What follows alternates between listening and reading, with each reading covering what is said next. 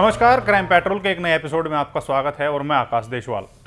आज की वीडियो थोड़ी स्पेशल होने वाली है क्योंकि आज हम जिस शख्स का जिक्र करेंगे वो एक समय दाऊद के भाई का खास दोस्त हुआ करता था। यहाँ तक कि दाऊद भी उसको अपना दोस्त मानता था, लेकिन उसकी मौत की वजह बनी उसका बड़बोलापन।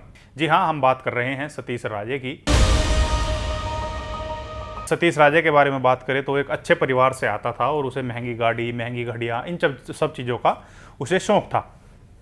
अब कहते हैं कि 1981 से 87 के बीच पठान गैंग और दाऊद के बीच जमकर गोलीबारी होती थी। पूरी जो इनकी गैंगवार थी उसने मुंबई की सड़कों को लाल कर दिया था। लेकिन 1987 में इन दोनों गैंग के बीच एक समझौता होता है और समझौते के तहत ये डिसाइड करते हैं कि अब वो दोनों शांत रहेंगे और मिल बांटकर अब वो मुंबई पर राज करेंगे। लेकिन ये शांति जो समझौता हुआ, ये शांति सिर्फ 7 महीने तक चली। अब अगर पुलिस की माने तो सतीश राजे एक आवारा टाइप आदमी हुआ करता था और सतीश से पहले अरुण गवली और दाऊद, इन दोनों के बीच में कोई दुश्मनी नहीं थी। क्योंकि ये चीज़ें बहुत सारी अगर इनके दोस्तों की माने तो ये चीज़ें सामने आती हैं कि अरुण गवली और दाऊद के बीच की जो मुख्य जड़ थी, जो इनकी लड़ाई आपस में चली, लंबे समय तक जो गैंगवार चली, वो सतीश राजे की वजह से चली थी। अब क्योंकि सतीश राजे दाऊद का जो पूरा फाइनेंस का काम था वो देखा करता था, एक तरीके से अकाउंटेंट था, और इसका जो दाऊद का भाई है नूरा, उसका खास दोस्त भी था। अब इसी के चलते दाऊद भी इसको अपना भाई मानने लगा था और दाऊद ने इसके काम से खुश होकर इसे उस समय होंडा अकॉर्ड गाड़ी गिफ्ट की थी। और वहीं अगर सतीश राजे की बात करें तो वो अपने घर से 10 किलोमीटर की दूरी पर बांद्रा में एक सी रॉक नाम का एक होटल था, जिसमें वो स्विमिंग पूल में सुबह स्विमिंग करने जाया करता था। अब ऐसा बताया जाता है कि जो सतीश राजे है ये उस होटल में स्विमिंग करने के लिए सिर्फ इस वजह से जाता था क्योंकि वो होटल उस समय काफ़ी मशहूर था, और चाहे वो फिल्म अभिनेता हो, चाहे खिलाड़ी हो, या चाहे कोई भी अव्वल दर्जे का बिजनेसमैन, वो सभी उस होटल में जाकर रुका करते थे। तो इसका स्विमिंग करने के लिए जाने के का एक यही मकसद था ताकि उन लोगों के साथ मिलकर उठ बैठ कर सके और उनसे अपनी जान पहचान बढ़ा सके। अब हुआ भी ऐसा ही जैसा इसने चाहा। अब सारे लोग बाग इसको जानने लगे थे और उन्हें इसकी प्रवृत्ति का उन्हें पता लगने लगा था कि ये कोई ऐसा व्यक्ति है कि अगर उनका कहीं पैसा फंसता है तो उसमें सतीश राजे कहीं ना कहीं उनकी मदद कर सकता है। अब जब ये स्विमिंग करने के बाद वापस लौटता था तो ये सीधा जाता था नूरा के ऑफिस में, जहाँ ये ट्रैवल एजेंसी के नाम से इन्होंने ऑफिस खोल रखा था, लेकिन उसकी आड़ लेकर ये सारे गलत धंधे किया करते थे।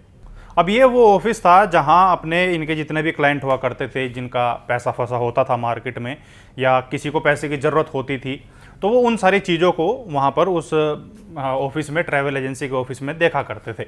अब ये चीज़ें बताई जाती हैं कि एक बार सतीश राजे परेल महाराष्ट्रियन बिजनेसमैन के ग्रुप के साथ बैठा था। वहाँ बहुत सारे बिजनेसमैन आए हुए थे और बिजनेसमैन के साथ मीटिंग में ये एक बात बोल देता है कि अरुण गवली को डी कंपनी देख लेगी।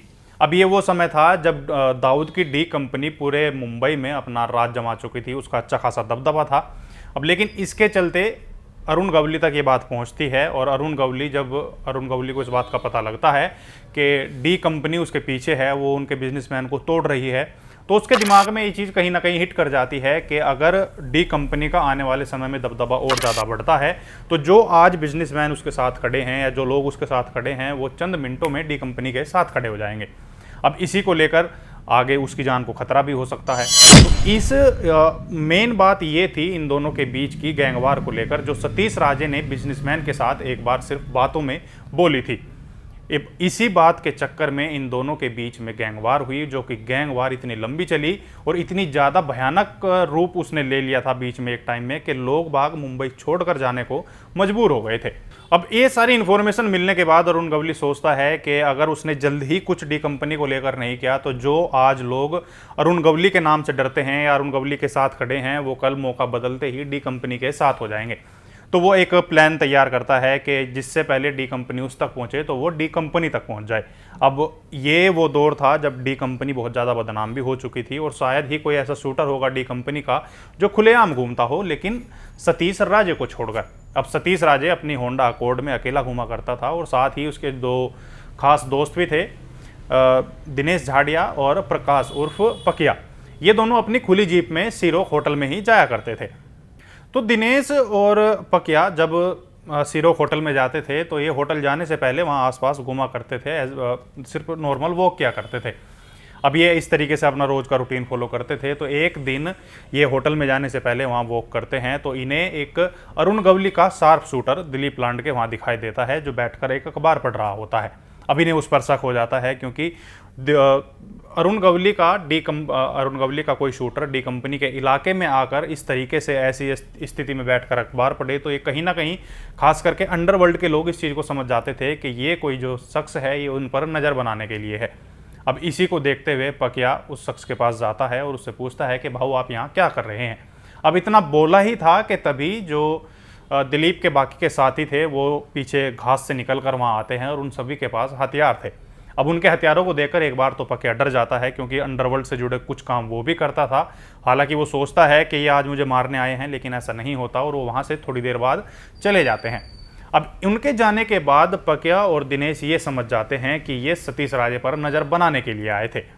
अब जब ये चीज़ होती है तो पकिया और दिनेश होटल में जाकर पता करते हैं सतीश राजे को लेकर, लेकिन तभी होटल का रिसेप्शन वाले बताते हैं कि आज सतीश राजे होटल में नहीं आया। अब इतना सुनते ही वो दोनों अपनी जीप में बैठकर उसके घर जाते हैं और जैसे ही घर की घंटी बजाते हैं तो सतीश राजे ऐसे ही सोकर तभी उठा था, आंखों को रगड़ता हुआ गेट खोलता है और वो उनसे पूछता है कि तुम इतनी सुबह यहाँ कर क्या रहे हो। तो अब बातों ही बातों में उनसे इस चीज़ का जिक्र भी करता है कि रात नूरा भाई यहाँ पर आए हुए थे और हमने इनके साथ पार्टी की, जिस वजह से उसकी आंख नहीं खुली और वो होटल नहीं गया। अब इसी को लेकर पकिया और दिनेश सतीश को बताते हैं कि अच्छा हुआ तुम आज होटल नहीं गए, अगर आज तुम होटल जाते तो तुम्हें आज मार दिया जाता। अब इतना कहते ही वो अपने पास जो वो पिस्टल हमेशा एक रखा करता था उस पर हाथ मारकर बोलता है पकिया से कि अगर कोई मुझे मारने आएगा तो उसको तो मैं मार कर ही जाऊंगा। अब इतना कहते ही तभी एक दूसरी खबर सामने ये आती है कि जो अशोक जोशी था उसने अपने शूटर या जो अपने खबरी थे उनको होटल से हटाकर सतीश राजे के घर पर लगवा दिया था। अब सतीश राजे की घर से रैकी होनी शुरू हो गई थी। अब यहाँ दिलीप लांडे ने जिन मुखबिरों को उसकी रैकी करने के लिए उसके घर पर भेजा था वो दोनों के दोनों उसके घर नीचे गाड़ी में बैठकर इंतजार करते हैं और वो उसको पल पल की खबर देते हैं कि कब सतीश राजे घर से निकलेगा और कब सतीश राजे घर में अंदर घुसेगा। अब इन सब में एक बात ये भी अहम थी कि सतीश राजे का उन रैकी करने वालों के साथ एक पड़ोसी भी साथ था जो उनकी मदद करता था। अब उस पड़ोसी को दिलीप लांडे ने अपनी तरफ कर रखा था, उसे पैसों का लालच दिया गया था। अब इसी की खबर सतीश राजे के ब्रदर इन लॉ को लगती है, वो उसको बताता है कि वो अगर घर से बाहर या तो अवॉइड ही करे निकलने के लिए, लेकिन अगर वो निकलता है तो अपनी सिक्योरिटी पर खासा ध्यान दे, वो सिक्योरिटी को अपने साथ लेकर निकले 2-4 लोगों को। लेकिन अब वो मानने वाला नहीं था, क्योंकि जैसा मैंने स्टार्टिंग में बताया था कि वो ज़्यादा बड़बोला था। तो वो अपनी पिस्टल घर वालों को दिखाता है कि मेरे साथ ये है, मुझे किसी सिक्योरिटी की ज़रूरत नहीं है, और वो ज़रूरी मीटिंग बताकर घर से निकल जाता है। जैसे ही सतीश अपनी कार लेकर निकलता है तो लाल कुआं से नागपाड़ा की तरफ जैसे ही जाता है तो नागपाड़ा क्रॉस करते ही वो उसकी कार रेड लाइट पर रुकती है और जैसे जो 4 लोग उसकी रैकी कर रहे थे वही उसके पीछे लग जाते हैं। और जैसे ही वो रेड लाइट पर रुकते हैं तो कार में से 2 लोग उतरकर सतीश राजे की तरफ आते हैं, जिनमें से एक के पास ऑटोमेटिक हथियार था और दूसरे के पास हथौड़ा। अब वो दोनों लोग गाड़ी के दोनों तरफ से आते हैं और आते ही सबसे पहले हथौड़े से उसकी विंडशील्ड पर वार कर दिया जाता है और उसके बाद 8 गोली सतीश राजे के भीतर दाग दी जाती है। अब सतीश राजे जिस हथियार के बल पर घर वालों से ऊपर होकर निकला था, सतीश राजे को इतना भी समय नहीं लगा कि वो उस पिस्टल का इस्तेमाल कर सके। अब सतीश राजे की मौत की खबर उसके भाई नूरा तक पहुंचती है। कहा जाता है कि सतीश राजे को नूरा के ऑफिस से महज 1 मील की दूरी के भीतर मारा गया था। हालांकि उसकी ऑन द स्पॉट मौके पर मौत हो जाती है। तो तभी सतीश राजे की खबर लगते ही नूरा और दाऊद के कुछ साथी वहां पर पहुंचते हैं और इस पूरी घटना का जायज़ा लेते हैं। अब कहते हैं कि इसके घटना के ठीक 13 दिन बाद डी कंपनी अशोक जोशी को मारकर सतीश राजे की मौत का बदला ले लेती है। अब यही वो घटनाक्रम था जिसके बाद से छोटा राजन और डी कंपनी सभी मुंबई को छोड़कर दुबई में शिफ्ट हो गई थी और इसके बाद से अरुण गवली और दाऊद के बीच ऐसी गैंगवार हुई कि इसके गैंग के लोग एक दूसरे के खून के प्यासे हो गए और जो भी एक दूसरे को जहां भी देखता, चाहे वो भरा मार्केट क्यों ना हो या फिर रात की सुनसान गलियां, वो एक दूसरे पर ताबड़तोड़ हमले क्या करते थे। अब सतीश राजे को इस बात को लेकर हमेशा से कहा जाता है कि कहीं ना कहीं उसका बड़बोलापन ही उसकी मौत की वजह बना।